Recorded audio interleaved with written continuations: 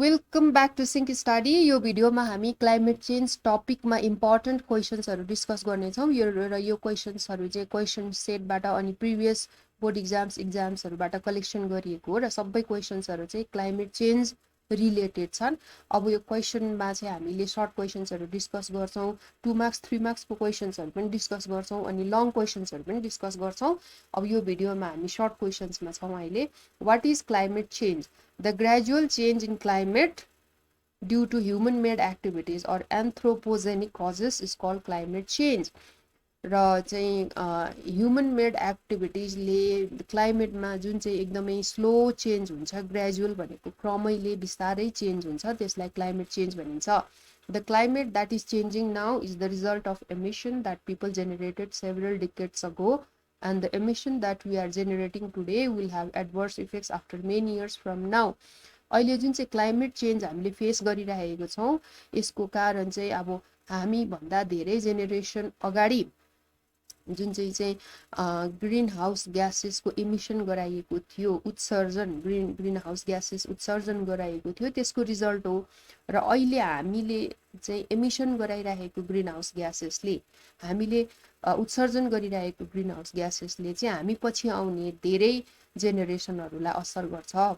Okay, what is agenda 21 slogan? Slogan of Agenda 21 is think globally and act locally. When was Kyoto Protocol introduced for the first time? Kyoto Protocol was introduced in December 1997 AD at Kyoto, Japan. Next question, what is Local Adaptation Plan of Action on Climate Change? Local Adaptation Plan of Action, LAPA in short abbreviation. Local Adaptation Plan of Action is an effort to minimize the effects of climate change on national level. राष्ट्रिय स्तरमा गरिएको effort हो यो। र यो चाहिँ के भनिन्छ? स्थानीय अनुकूलन कार्यक्रम भनिन्छ। स्थानीय अनुकूलन कार्यक्रम भनिन्छ यसलाई, हैन? This program is running for local and rural communities of Nepal. अब लोकल भनेपछि रुरल र लोकल communities of Nepal भनेर बुझ्नु पर्यो। It identifies the most affected BDC, municipalities, wards and communities and ensures effective programs for them. अब यसले चाहिँ के गर्छ भने most affected BDC, municipalities, wards, communities हरूलाई चाहिँ के गर्छ? पहिचान गरेर अब तिनीहरूको लागि इफेक्टिभ प्रोग्रामहरू ल्याउने चाहिँ यसले के गर्छ? स्योर गर्छ। ओके, र इट मेक्स स्योर भनेको एन्स्योर्स भनेको। Okay, now what do you mean by agenda 21? 21 stands for 21st century. Its slogan is think globally and act locally. Agenda 21 program is related to the achievement of sustainable development, दिगो विकास, and environmental conservation भनेको पर्यावरणको संरक्षण है, वातावरणीय संरक्षण by climate change mitigation. Climate चेन्जको जुन चाहिँ इम्प्याक्ट छ त्यसलाई न्यूनीकरण गरेर, मिटिगेसन भनेको न्यूनीकरण, दिगो विकास र कसरी गर्ने अनि वातावरणीय संरक्षण कसरी गर्ने भन्ने कुरामा यसले चाहिँ के गर्छ? विशेष यसको प्रायोरिटी हुन्छ related to the achievement of this. Okay, so त्यो अब when did Nepal agree to Kyoto Protocol? Nepal signed Kyoto Protocol on 16 September 2005 AD. Okay, so these come under is short questions. Our next question is explain in brief about any 4 national efforts to minimize climate change. Explain भनिएको छ। अब हामीले अहिले चाहिँ naming मात्रै गर्छौँ, explain चाहिँ अब पछिल्लो पार्टहरुमा हरेक टपिकमा छुट्टै डिटेलमा एक्सप्लेन गरिन्छ।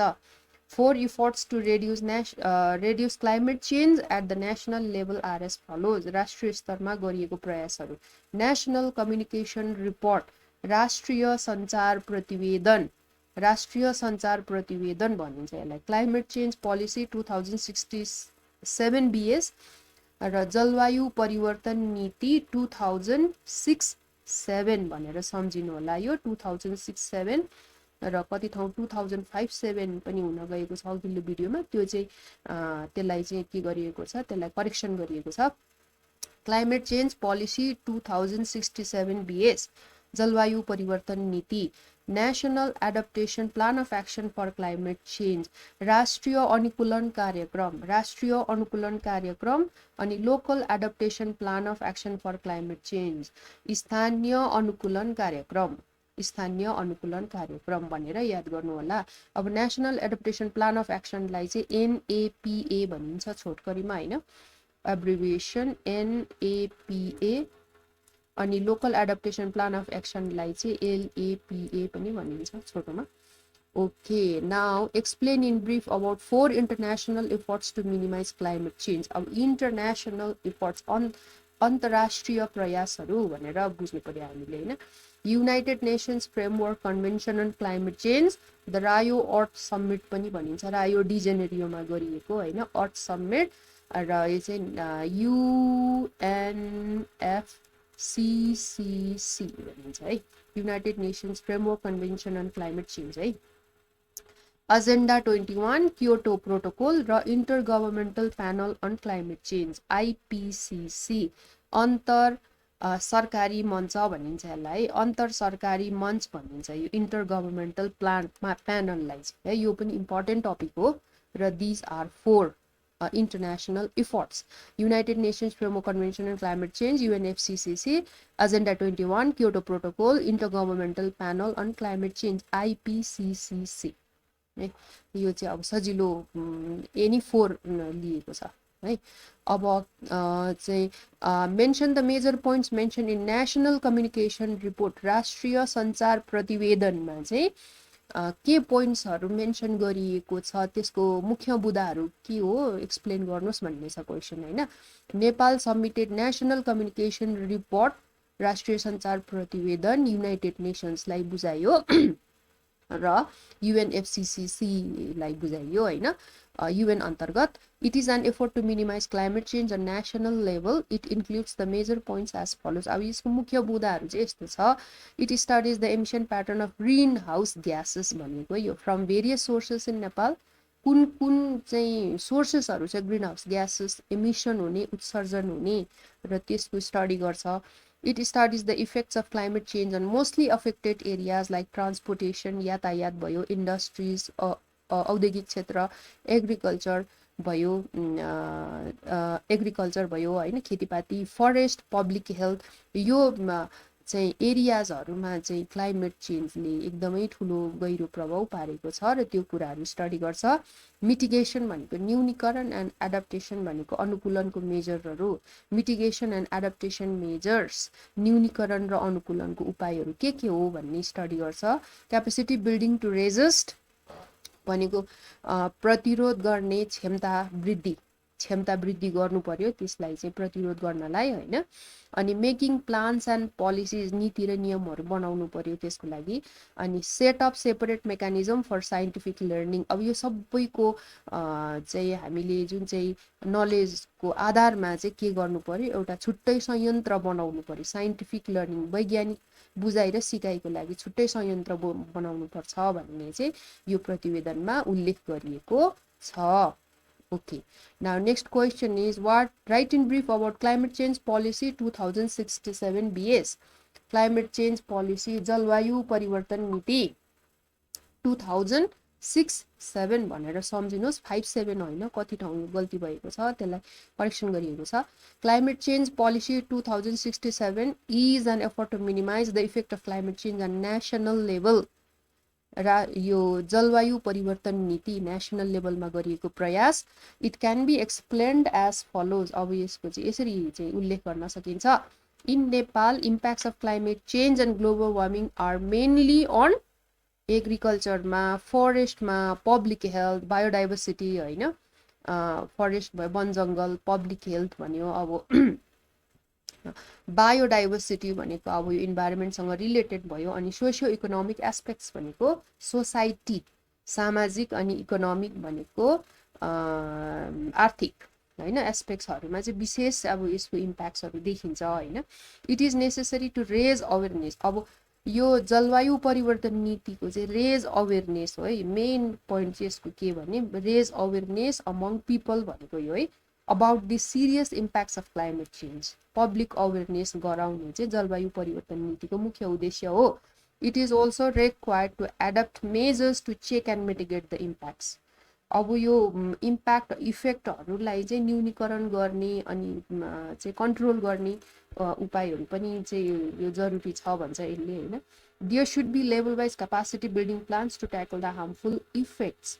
र चाहिँ लेभल वाइज हरेक स्तरमा चाहिँ यसको प्रतिरोध गर्ने क्षमता वृद्धि गर्नुपर्ने हैन त्यो पनि यसले चाहिँ एड्रेस गर्छ. It focuses on vision and goal oriented target to minimize climate change. अब यसले केमा फोकस गर्छ भने उद्देश्य मेन अब यसको उद्देश्यमा चाहिँ यसले नीतिमा चाहिँ यसले के गर्छ टार्गेट गर्छ यो मिनिमाइज गर्नलाई चाहिँ यसको फोकस चाहिँ केमा छ भने भिजन र गोल लिएर यसले त्यसमा टार्गेट गर्छ. Okay.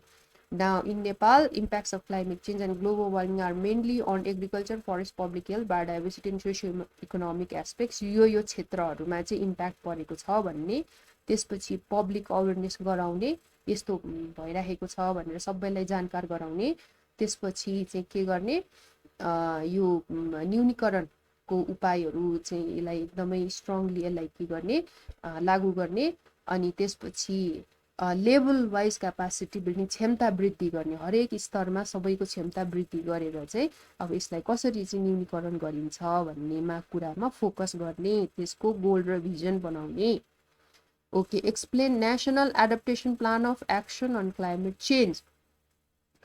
National Adaptation Plan of Action is an effort to minimize climate change on national level. यो पनि राष्ट्रिय स्तरमै आयो. This program was formulated in September 2010 AD. 2010 मा हैन. It mainly evaluates the impacts. Evaluate भनेको मूल्याङ्कन गर्छ impacts and hazards of climate change. यसले चाहिँ इम्प्याक्ट भनेको प्रभावको यसले मूल्याङ्कन गर्छ अनि जुन चाहिँ क्षति छ नि हजार्ड्स छ नि जुन चाहिँ अब यो रिस्क हुन्छ नि त्यसको चाहिँ के गर्छ मूल्याङ्कन गर्छ. It has 9 united programs including 250 sub programs. यसमा चाहिँ 9 integrated program पनि भन्छ यसलाई हैन. 9 वटा विशेष प्रोग्रामहरु युनाइटेड प्रोग्रामहरु छ. अनि यो त्यस अन्तर्गत कतिवटा आउँछ भने 250 सब प्रोग्राम्सहरु आउँछ हैन. Its major goals are improving the livelihoods of people by mitigating and adapting to the adverse effects of climate change. Livelihood जीविका उपार्जनको कुराहरुमा चाहिँ इम्प्रुभ गराउने भन्ने नेशनल एडाप्टेसन हो नि त. यो त अनुकूलन भएपछि अब त्यसलाई हामीले फिट कसरी बदलन्दो परिस्थितिमा आफूलाई कसरी फिट गराउने भन्ने उपाय हो यो. आफूलाई चाहिँ कसरी चाहिँ त्यसमा सर्भाइभ गराउने भन्ने कुरा हो के यो.